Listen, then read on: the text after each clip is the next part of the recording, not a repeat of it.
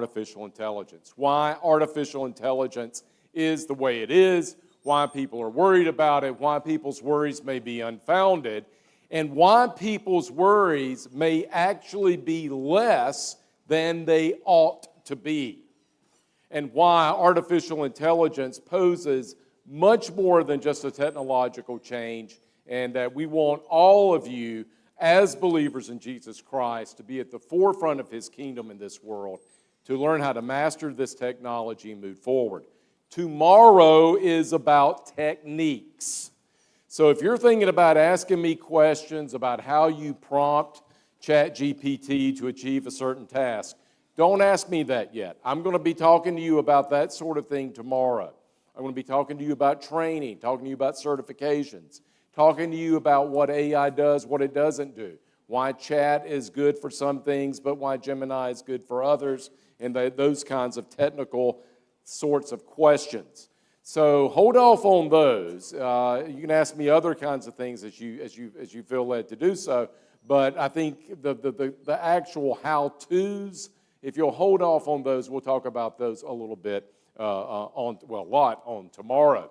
Now, I want to also try and speed through this presentation a little bit because there's a lot of ground to cover, to go over the 20th century, a lot of really interesting things. I spent a lot of time on prehistory last time, but the way I want to begin this is first to ask everybody to please stand up.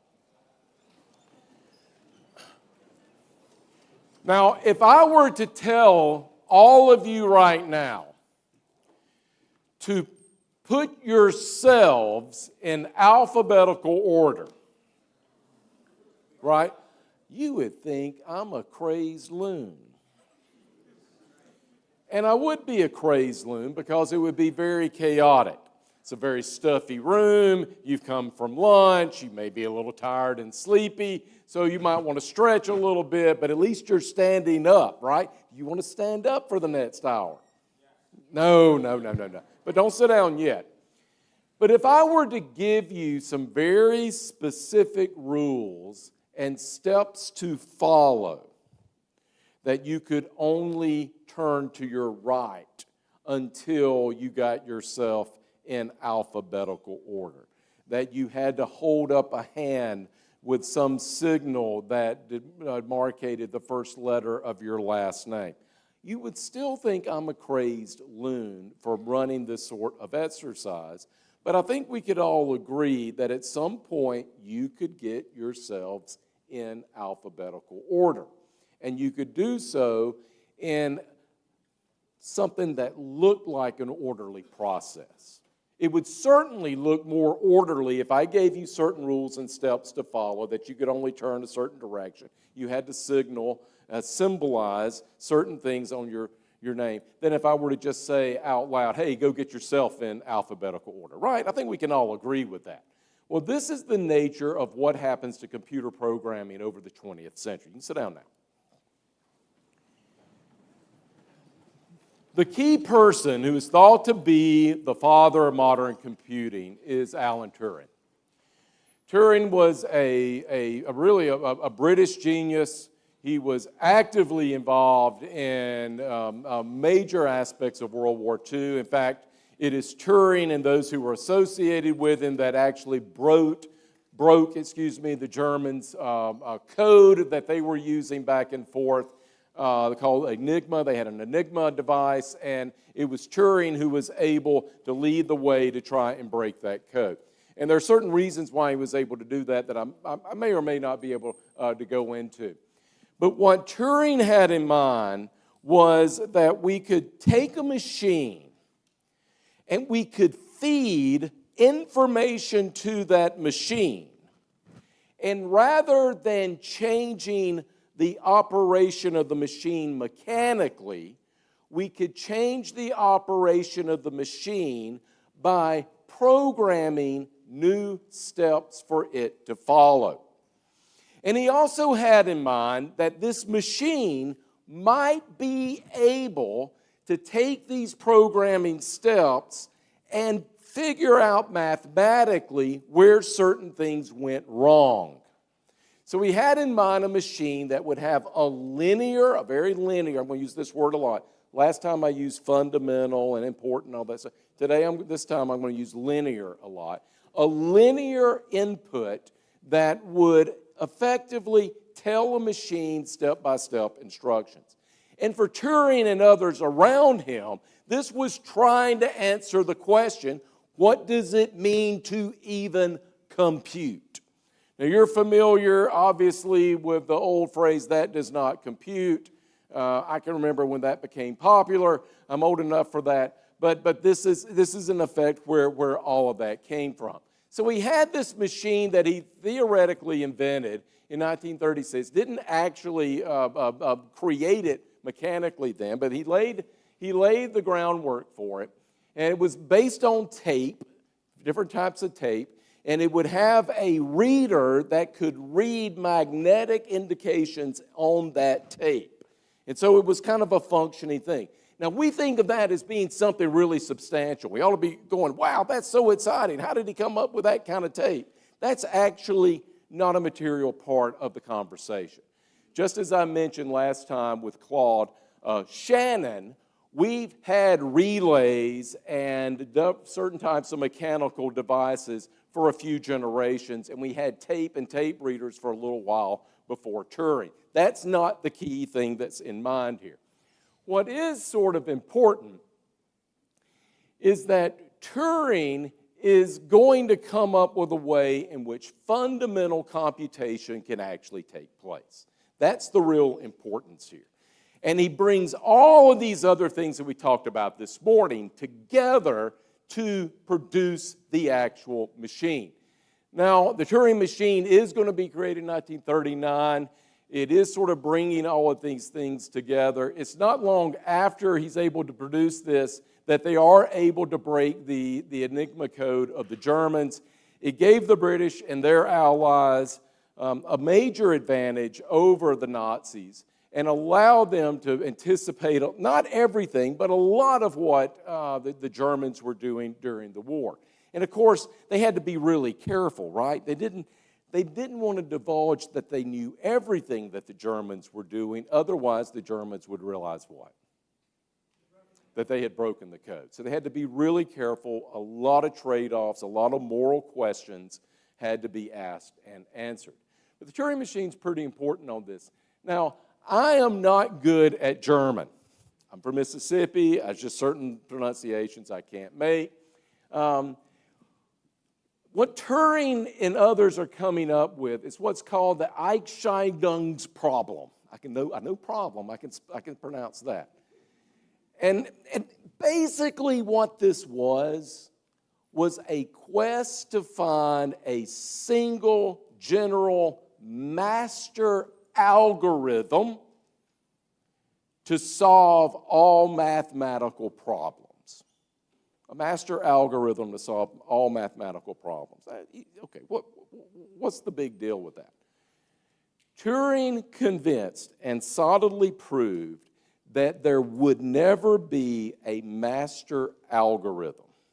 There was no master code that could be formulated that could solve all mathematical problems.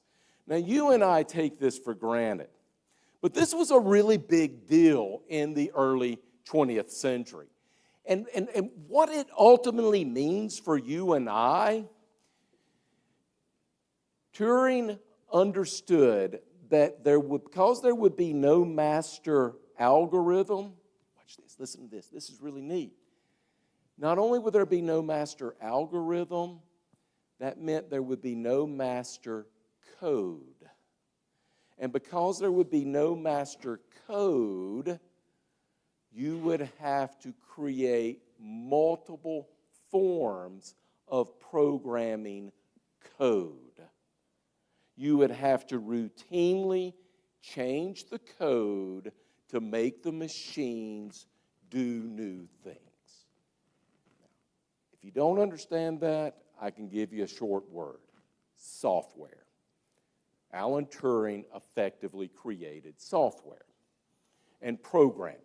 And that what we could then do is change the programming and author software which would be a series of different algorithms and mathematical formulations to make the machine, the same machine, do different types of things.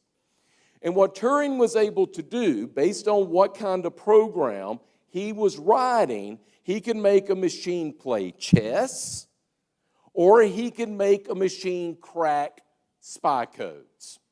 But it would be the same machine. Now, this development of software is going to have a really revolutionary change in what people believed computers were actually capable of doing. So for once and finally, people began to understand that computational machines had an important future. But Turing was also insistent that these computational codes would have limits. And the most important limit for him was human beings had to write the code. Human beings had to write the software. Human beings had to be masters over the technology. The technology could not do things on its own. Okay, and this is kind of a picture of what it looked like. This is actually a reproduction, I think, was built back in the 1970s or 1980s. But you can see what this is like. And I don't know, those of you at the front who can see this very closely, what is written on this tape? Ones and zeros. So those of you in the back, or if you are, just old and you can't see like me, these are ones and zeros up here. So those ones and zeros, of course, are part of that binary code and binary logic that had been produced over the course of the 19th century, the century before. So that's all a really important thing. And that's kind of what code actually is. Now, I apologize because I know some of you are coders and you're programmers and you work with these kinds of things. You work with IT. And if I'm simplifying things, and maybe you can understand it a little bit more in a sophisticated manner. But basically, that's what code actually is. We determine what the problem is, what we want the machine to do, what we want the machine to solve. We design an algorithm, a code, a mathematical formulation, which we then write out as instructions. And we're going to write out those instructions initially in the same binary code that the dude in France had designed in 1804, right? Open and close. Remember the cards? Remember the punch holes, right? Open, close. Open, close. Yes, no. If, then. If A, then B. The ones and the zeros, which perfectly match electricities and electrical circuits. On, off, on, off. So it makes great sense. And once we have these codes, these instructions, these step-by-step instructions, because it has been mathematically proven and created, what's one of the advantages, folks, of using math to solve a problem as opposed to using your little brother to solve a problem? It's always right, right? Who said that? That's right. You have a little brother? Oh, is she ever right? Oh, she didn't answer. Okay, all right. All right, so you see the problem here. With what Turing and others are coming up with, because we can take all these advances from the 19th century and reducing things down to these algebraic and other kinds of mathematical codes, we can be reasonably certain that what it's going to do is what it's programmed to do. Now, okay, y'all hold your breath. Don't throw anything at me. If you've ever worked with a computer, you know it doesn't always do what it's supposed to do, right? But it doesn't do what it's supposed to do mainly because of what? Human error, right? User error. And occasionally it's because there might be a problem with the code and the software. So this is going to be an important part of what's going on. Now, just to kind of summarize everything together so that you can get a sense of what is happening. So we have Ada Lovelace, who's coming up with the idea of algorithms that machines can read symbols. Then we have George Boole, who is creating a symbolic language, merging Aristotelian logic with traditional algebra. And we call it today Boolean algebra, by the way. And then we have Alan Turing, who's giving us the formulation of computer code and programming and software such that we can now take all of these things that we're learning and making sure the machine does what it is supposed to. So understanding why these early scientists and philosophers and others thought the way they did helps us understand how computers evolved from World War II until roughly when you were born. It's a big part of the story. And that part of the story is what I'm talking about in the remainder of this presentation. There were essentially two paths that computer scientists could take coming out of World War II.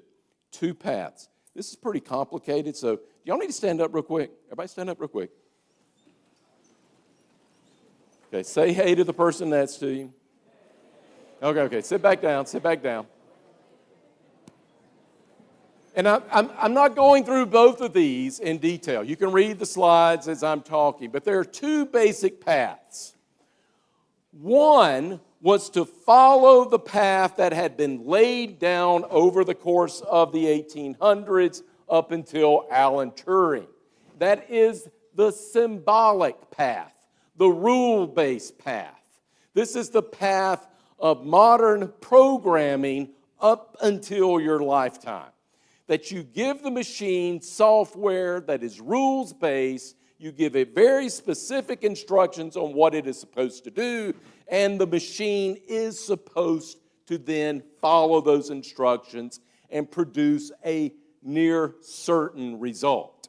And if it's not nearly certain, chances are it's a mistake made by who?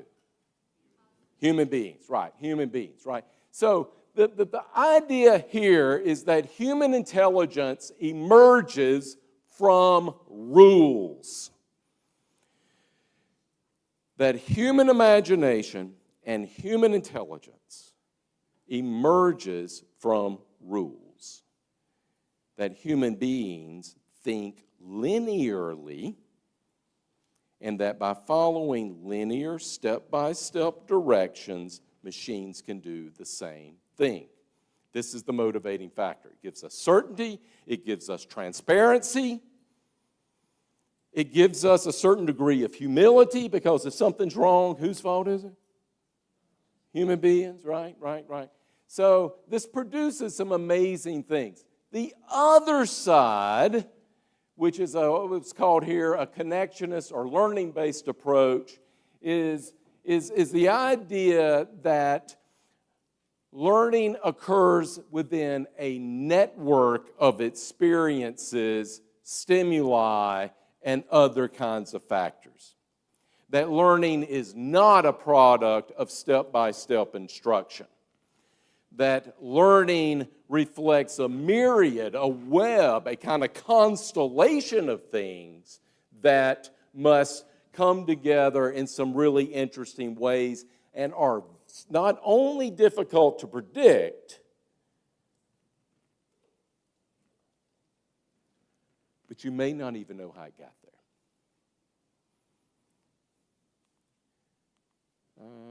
Let me put it to you. Let me kind of show it to you graphically for a moment. So on the left side is the symbolic language, right? You see the steps. Can y'all see the step? If this, then that. And if A, then it goes this way. If B, it goes that way, right? It's very linear. Y'all see that? Y'all see? Look, there are errors. It tells you that it goes linear, right? It goes in a direction. And it looks like a circuit. In fact, not only does it look like a circuit, it in some ways looks like a circuit board, such that we can design on a chip, a microchip, how things ought to line up in a certain way. It looks like a lot of things. That looks like the 20th century, as you'll see in just a second. Here is a neural network. This is a web. This is chaotic. This is interconnectedness that does not appear to be machine-like. So I'm not going to ask y'all to stand up again. I think you've stood up enough. But if you think about the person sitting next to you on both your left and your right, maybe you know that person at this point. How many of you have met someone new at this meeting? Okay, good. How many of you knew somebody here before you came here?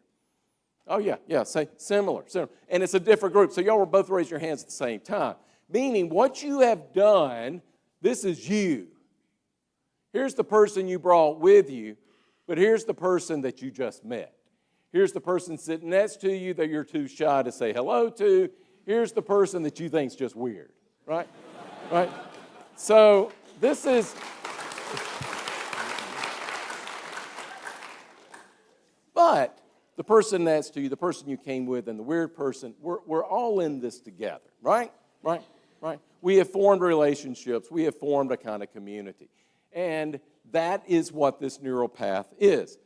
Ladies and gentlemen, for the 20th century, computer scientists abandoned that path. Now, I'll be talking about that path this evening. What I want to do now is to talk about the implications of this path for a few more minutes. So, what the symbolic side said, and it is a kind of artificial intelligence, make no mistake about that. It is about intelligence, but it is an assumption that intelligence comes from following these rules. And what computer scientists were then able to do is begin figuring out all the different inputs they could put into a digital machine and produce an ever-increasing array of outputs. So the very first, think of it this way, the very first video games. Have any of you ever heard of the video game Pong, P-O-N-G? So Pong was invented by Nolan Bushnell, who was a compatriot of Steve Jobs and the Microsoft guy. Help me. Bill Gates and others. While they were fiddling around with personal computers, Bushnell says, look, I'm not going to do this. I just want to play games. And so he went and he created a company called Atari. And Atari, the first game they produced was a large console, and it was called Pong. Pong. And it had certain inputs and certain outputs, and you could make a fairly fun game. It was like table tennis. Or actually like real tennis. I don't know why we call it table tennis or ping pong. It was like ping pong. You go back and forth, back and forth. And it worked fairly well. But it worked because there were specific inputs, and those inputs followed certain rules. When the little dot, now this is all on the screen, but there's coding behind it, so understand that. But when the little dot hit the line that was the paddle, what did the little dot do? It bounced off, right? And it was programmed to do that. There was certainty. Now, we had one of these games at my house growing up. We learned we could rig it. Because if you could get it to work outside its programming parameters, you can make it do a lot of fun things. And instead of going boop, boop, boop, boop, we could get it to go bah, and extend that for a long period of time. So, but it's predictable. Y'all understand that? It's predictable. It's certain. There is a transparency to it. We know what is behind it. We know what the logic is. We know that if A is B and B is C, then A is not going to be D, right? There's logic behind it. The people who are instrumental in this symbolic path were really the great heroes of computer science in the 20th century. We name prizes after these people, like Turing. Others were instrumental not only in what they did for computer science, but what they did for other scientific pursuits. Men like John von Neumann or Marvin Minsky. All of them are working together to create vital parts of early computing. Neumann is instrumental in stored memory and stored memory devices. Minsky is important about developing new types of languages and programming language that's going to be really instrumental in the development of computers and a lot of other things as well. Some other folks that are also important, the one that you really need to know is John McCarthy. John McCarthy, anybody know why John McCarthy is important during the year 1956? What he does? Yes, sir. No, but I think they did have some role in that. In 1956, John McCarthy coins the phrase artificial intelligence. Okay? You may think artificial intelligence was coined in 2023. You may think it was coined with ChatGPT 3.0. The term artificial intelligence dates back to 1956. All of the programming language that I'm talking about today is a form of artificial intelligence. What we really think about as artificial intelligence is a new way of doing things, and that's one of the reasons why the term is called on. Alan Newell and Herbert Simon over here are also important in developing various types of symbolic manipulations and other coding that is going to be at the forefront of the new computer industry. All of these six guys are going to be instrumental at the formation of the discipline of computer science, the development of computer science academic departments, the development of computer science research centers. They will be doing work for the United States military. They will be doing work for this organization called NASA. They will be doing lots of important things that are going to be instrumental in what happens in the mid-20th century. So these are all really important people. And the way they are making this work, again, is following a certain one of these two paths. So, again, just to repeat, I know I'm repeating myself, but this is one of those things you just kind of got to memorize. This stage of computer science is dedicated to a language of logic. It is very scientific, right? Right? What's science all about? It's about understanding the laws of the physical and biological universe. And as you understand the laws of the physical and the biological universe, you learn what is normal, what is not. You can make corrections to those laws. You can even break those laws when necessary, such as wanting to break the law of gravity and put men on the moon. Right? Yeah, good, yeah.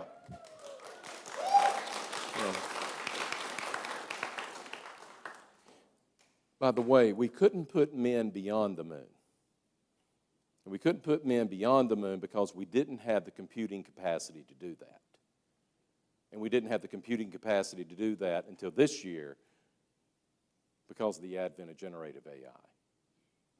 But that's another story. So, I'll go ahead and talk to you about this. I've got time. I've got a little bit of time. One thing that is important about this symbolic path, and again, I know there are IT folks in the room. You're welcome to come correct me on this, but it's important that I explain this a certain way.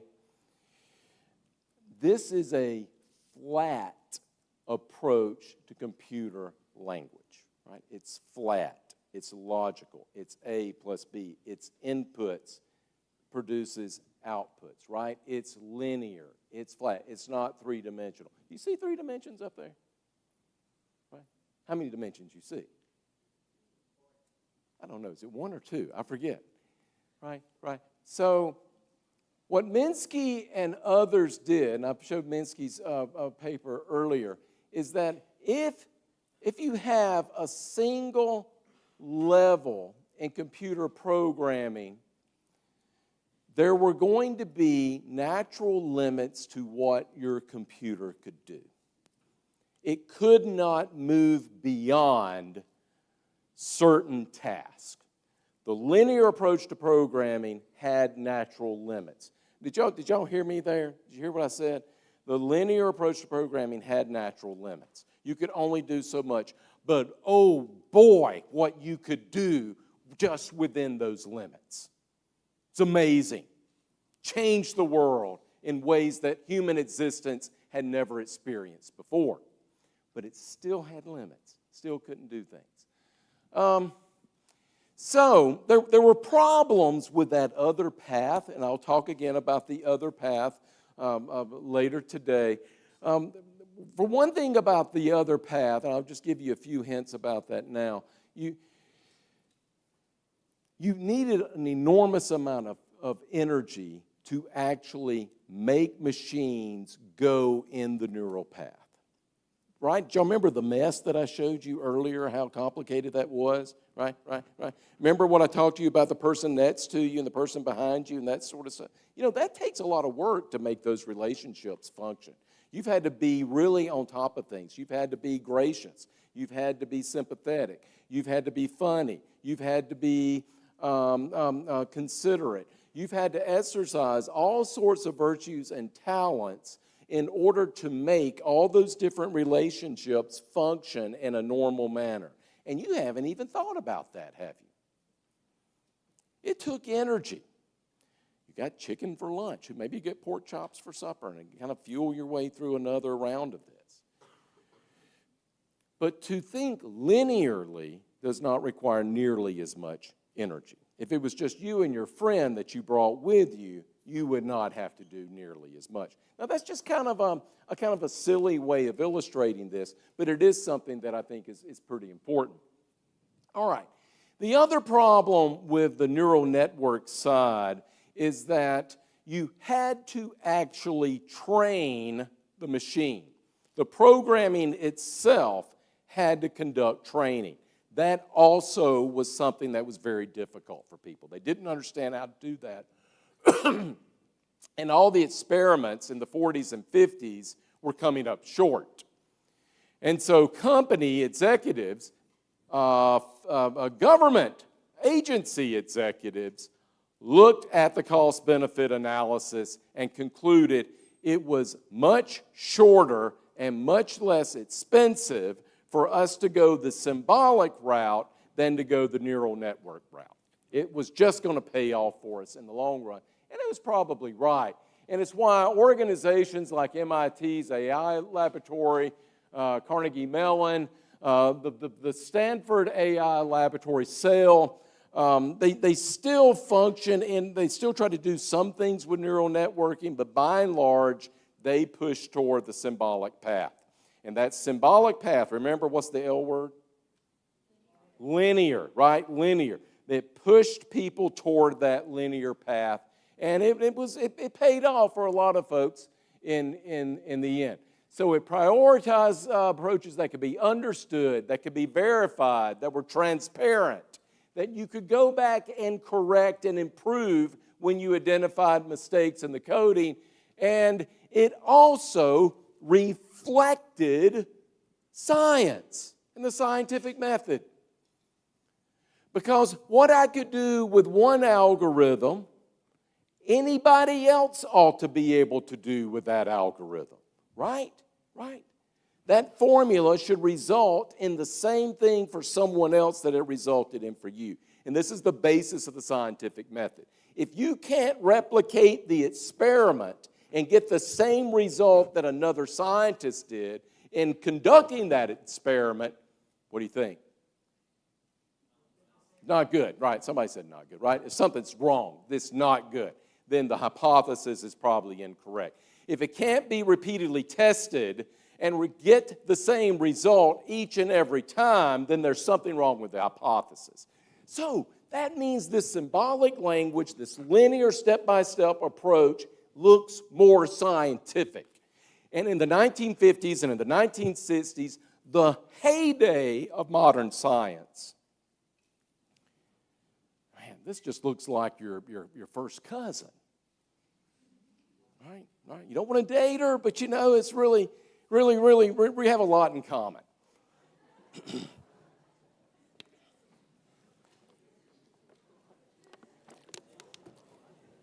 As believers, we value transparency. We value transparency. We want transparency. We really do. I mean, we understand the merits of it. And for scientists, this transparency is at the heart of what they do. So, and you see this in science fiction, you see this in the movies, and every international disaster movie. Whenever there's an alien or a meteor or whatever it is coming at the Earth, we always get a group of international scientists together. And they get along so well because they value transparency. And it's because they ought to be able to work together and replicate things. Well, that's essentially what's happening here as well. So a lot to be said for this. Well, what did all this accomplish? So let's step outside of computer science just for a second and think about what kinds of things were accomplished. Well, first of all, it allowed for the rapid scalability of modern computing. If I am programming software as a linear step-by-step approach, and it is really a reflection of mathematical formula, then people who are smart and who have expertise in mathematical reasoning, those kinds of people can quickly produce a lot of code. And they can change that code, and they can replicate that code, and they can build better machines, and they can program those machines to do an increasing amount of tasks, things that will make our lives better and allow us to dramatically raise our standard of living. So you can do that when you have symbolic language, because you can replicate it. You see it. You know what it is. How many different coding do you know? Well, I know some C. Okay. Does anybody still know Python? Okay, quite a few of you know Python. Does anybody remember one called BASIC? Okay, all the old people. Okay, good. Yeah. I learned BASIC. Oh, my goodness. That was the Microsoft. And there was DOS and those sort of things. Right. So I can rapidly scale this. Second thing I can do is that this approach to programming computers directly reflects the way Americans and other people in the 20th century were organizing our lives. We were not only engaged in the latter part of the Industrial Revolution, we were also engaged in what is called the Managerial Revolution. We were reorganizing companies, reorganizing enterprises, reorganizing churches, reorganizing schools, and equipping managers with the authority over the processes that ran those institutions in just the same way we were equipping coders and programmers to exercise authority over the machines they were programming. It's inputs and it's outputs. Welcome to modern corporate America. Inputs, outputs. That's the managerial revolution in a nutshell. So it just looks like it. It also, modern scientific methods, like I just said, I've been going over that already in detail. And here's the key thing. It created billions of new jobs over the course of the 20th century around the globe. Not just jobs for programmers, but it created an entire clerical class of people whose job it was to manage workflows using computers. Whether they worked in a call center, whether they worked in an insurance company, whether they worked in a design company, whether they worked in a church office, whether they worked as a database analysis, whether they worked as a scientist, whether they worked as a musician for a musician company, a music company, whether they worked in the export business, whether they worked for petroleum, whether they worked for any major bank, they are working in a world of inputs and outputs, managing those workflows via what kind of device? Computers, exactly. So it creates billions of jobs for these people. My friends, by the time we reach the mid-20th century, the Industrial Revolution is coming to a close. There are billions of people on the verge of losing their jobs because manufacturing is no longer a suitable, stable job for people. Because agriculture is no longer a suitable, stable job for people.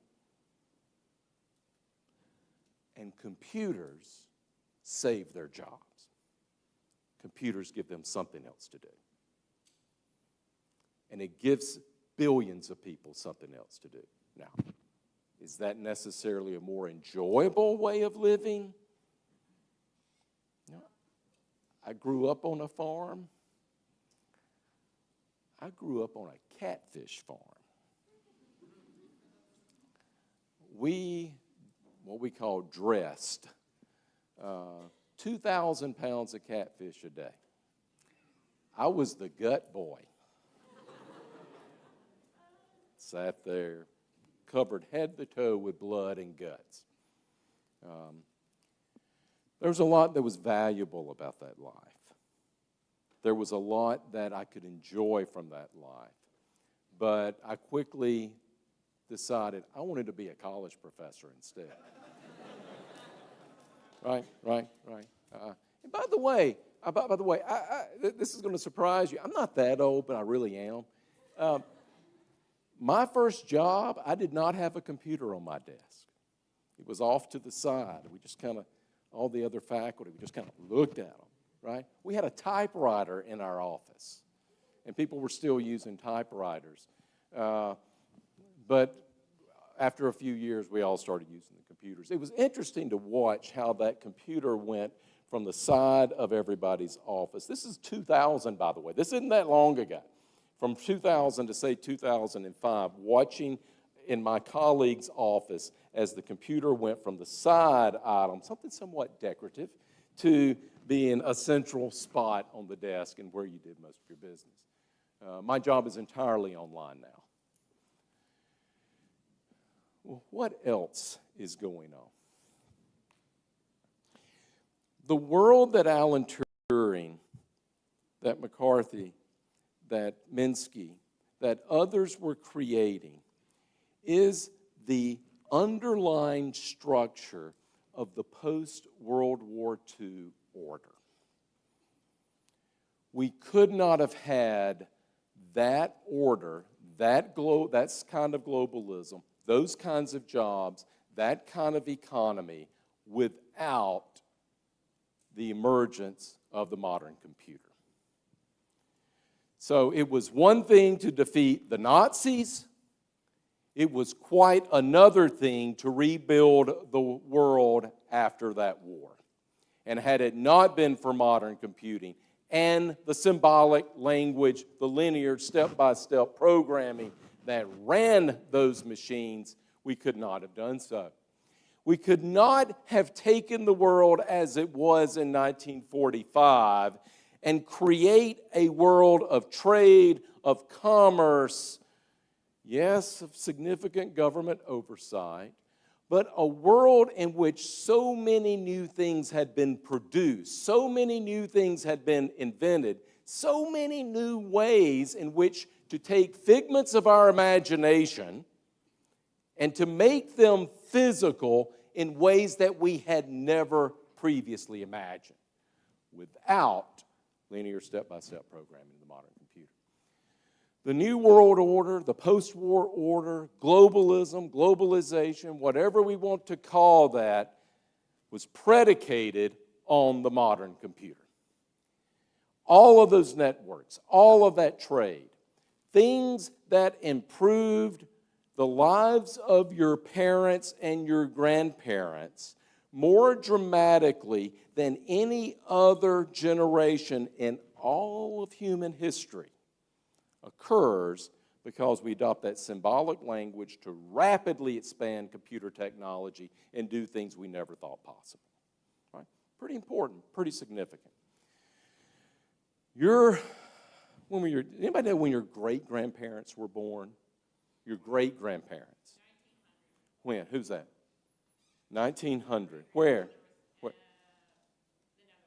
The Netherlands? Okay. Oh, I'm sorry. I'm looking for someone from Tennessee. Okay. When were your great-grandparents born? Okay, good. Young man? 1902. Where in Tennessee? Do you know? Okay, and did he move into Tennessee then afterward, right?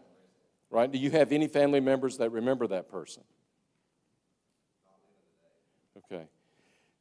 My suspicion is that when he moved from Virginia to Tennessee, he did so through animal power. He did so either on horseback or in a cart or wagon drawn by an animal. That's what I'm guessing. Yeah. Ladies and gentlemen, the world that his great-grandfather was born into is a world that Moses could understand.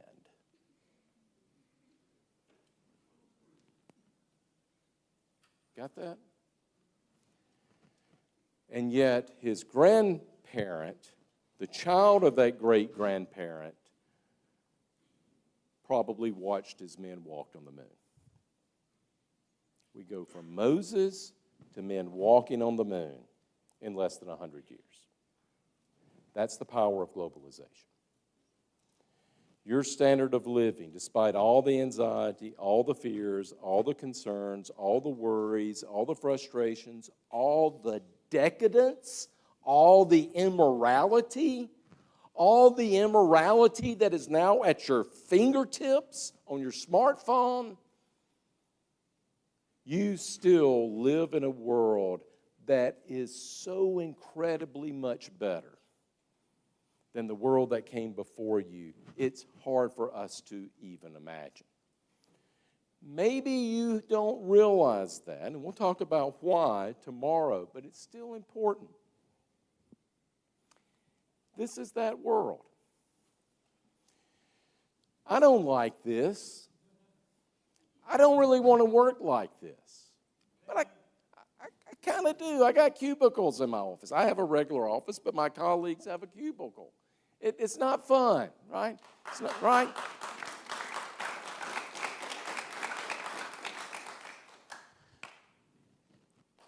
But those cubicles are what made the world go round for 75 years. Those cubicles are what have allowed people in my native Mississippi to have 15 times the air conditioning capacity of the entire country of the United Kingdom. 15 times. 15 times. You hear that? 15 times. Right? The British think they're so advanced. I'm sorry.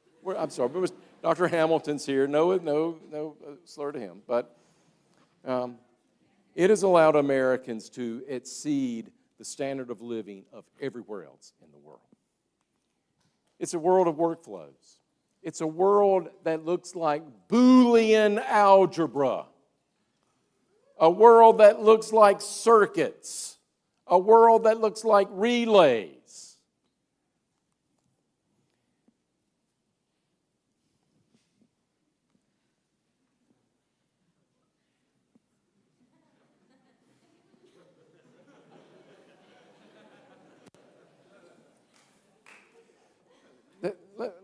Young folks, let me give you one little word of advice. If you learned anything from me this week, it's this. It is great to grow old. It is great because you get to stand in front of young people and you get to tell them little stories like this. I remember being told, we have this new thing called email, and it's going to save you so much time. I get 200 emails a day on average, and it has done nothing in terms of saving me time. Why is this important? Why have I spent so much time? Why have I talked to you an hour about how modern computing evolved in the 20th century. Because I want to get across to you just how important it is. Just how important that linear thinking, step-by-step instruction is to modern 20th century America, to the culture that you have been born into, to the economy from which you have benefited, and the world that you are entering. Because, ladies and gentlemen, globalization and the world that was created on the backs of those kinds of computers, that world is disappearing. And it's disappearing very rapidly. In fact, I think we could probably say that it's a world being blown apart. That post-war order is collapsing. And it's not coincidental that that post-war order is collapsing, not just because it was proven to be unsustainable. When I said nobody wants to work in a cubicle, you all started clapping. So it's not only morally unsustainable, it is also because the symbolic language running the computer mechanism on top of which that world was built had limits. And we reached the point of limitation. What generative artificial intelligence is doing today is blowing that world apart. And what we are now beginning to realize is that modern computing as it existed from 1945 through roughly 2015 or so is going to prove to be an incremental blip on a much larger time frame. It was an intermediary step into something that is going to continue to dramatically revolutionize the world in which you live. That is the world you are inheriting. And as believers in our Lord and Savior Jesus Christ, you can enter that world boldly and do so in such a way that I am confident will allow you to glorify Him in all that you will do. And that's what we'll start talking about this evening.